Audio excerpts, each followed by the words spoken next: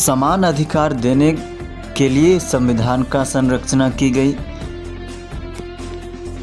अपराधों को कम किया जाए, उसे दंडित किया जाए, उसके लिए भारतीय दंड संहिता को लागू किया गया।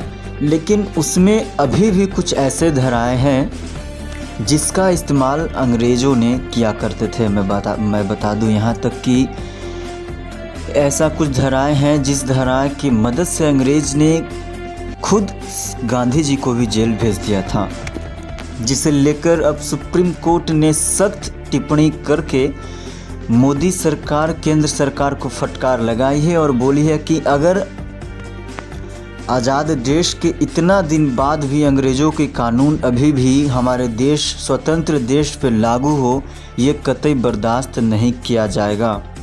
जिस कानून से हमारे स्वतंत्रता सेनानियों को जेल में डाल दिया जाता था, उसी कानून से अब स्वतंत्र भारत में आम लोगों को नहीं डाला जा सकता है। तो आइए समझने का प्रयास करते हैं कि आखिर पूरा मामला क्या है और वो कौन सी धाराएं हैं जिससे सुप्रीम कोर्ट ने खुद कहा है कि इसे हम परखेंगे, इसका संवैधानिकता को हम परखेंगे और हम निर्णय लेंगे कि ये वैध है, संवैधानिक है या नहीं। दोस्तों, ये तमाम बातें तो होते रहेगी, लेकिन आप मेरे चैनल पर नए हैं तो जुड़ जाइए। लीगल नॉलेज से रूबरू मेरे चैनल से आपको होता रहेगा। मैं सूरज कुमार अपना यूट्यूब चैनल कल क्या बोले जज/न्यूज में आपका स्वागत करता हूं। आइए तो समझने का प्रयास करते हैं कि आखिर कौन सी वो भारतीय दंड संहिता ताज-ए-हिंद का वो धारा है जिसे लेकर आज नहीं बल्कि कुछ दिन पहले ही सुप्रीम कोर्ट ने सख्त टिप्पणी की थी केंद्र सरकार पर और कहा था कि ऐसा कानून को असंवैधानिक करार में हम कतई देरी नहीं करेंगे जब तक कि आप इस पे विचार ना कर लें। केंद्र सरकार को बहुत दिन पहले से मौका दिया था इस धारा को विचार करने के लिए। आइए पूरा विस्तार से मैं बता दूं कि आखिर पूरा मामला क्या है। दोस्तों, मामला ये है कि इस मोदी युग में बहुत सारे ऐसे भी लोग हैं हमारे देश में ही जो मोदी की सरकार से, केंद्र सरकार से नाखुश हैं।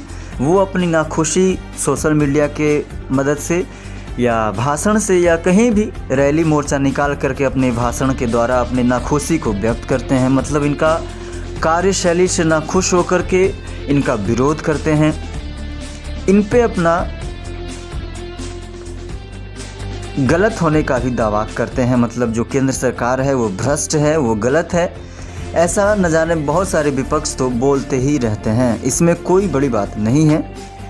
बड़ी बात तो यह है दोस्तों, मैं बता दूं, भारतीय दंड संहिता की धारा 124A जो देशद्रोह का परिभाषित करता है। मैं बता दूं, संक्षेप में बता दूं, आज़ाद भारत देश पहले भारतीय दंड संहिता की धारा 124A का उपयोग अंग्रेज़ों करते थे।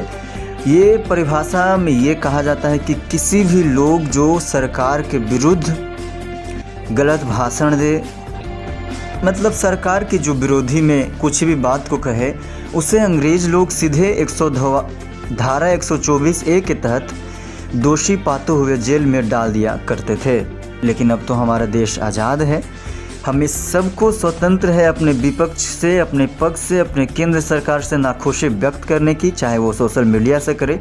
लेकिन देश आज़ाद के बाद भी ये धारा 124A का उपयोग बहुत ही दुरुपयोगी हो रहा है। कैसे, मैं बताता हूँ।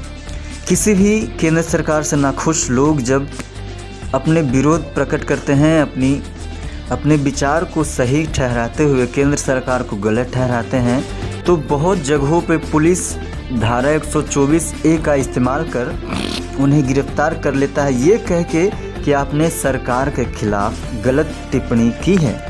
ये कितना उचित है दोस्तों, आप ज़रूर बताएं। इसी को बीच में बता दूं, कम से कम 510 मामले से भी ज़्यादा FIR दर्ज है जिस पे उनका गलती यह है कि वो सरकार के विरोध में टिप्पणी की है, सरकार के विरोध में भाषण दिया है, और यही गलती के कारण पुलिस उन्हें धारा 124A के तहत दोषी पाते हुए गिरफ्तार कर लेती है, जो कि ये कहता है कि आप किसी भी सरकार जो तत्काल शासन कर रहे हैं सरकार को आप टिप्पणी विरोधाभास से नहीं कर सकते हैं। एफआईआर होती है तो ये बात कोर्ट तक जाती है, कोर्ट के बाद निचली अदालत, उसके बाद हाई कोर्ट में, उच्च न्यायालय में, उसके बाद सुप्रीम कोर्ट में। इसी के बीच जस्टिस डीवाई चंद्रचूड़ ने साफ कहा है कि सरकार का विरोधी या सरकार के कार्य से नाखुश अपने लोगों को व्यक्त करना कभी भी देशद्रोह का मामला इस पर दर्ज नहीं किया जा सकता है। और इन्होंने एक और बड़ी बात कही कि इस कानून से जब भारत देश आज़ाद नहीं था तब 124A के तहत गांधी जी को भी जेल भेज दिया गया था, क्योंकि उन्होंने भी अंग्रेज़ों के खिलाफ बहुत सारे टिप्पणी करते थे, बहुत सारे विरोधाभास भाषण दिया करते थे। इसीलिए अंग्रेज़ इस धारा का यूज करके, इस्तेमाल करके उन्हें जेल भेज दिया करता था। इसी के बीच सुप्रीम कोर्ट ने कड़ी फटकार केंद्र को लगाई है और साफ साफ कही है कि इस कानून पे जल्द से जल्द विचार करे, नहीं तो इसकी संवैधानिक शुद्धता की जांच परख हम खुद करेंगे और हमें लगेगा कि ये कानून ये संवैधानिक नहीं है, तब इसे असंवैधानिक घोषित करने में कतई देरी नहीं करेंगे।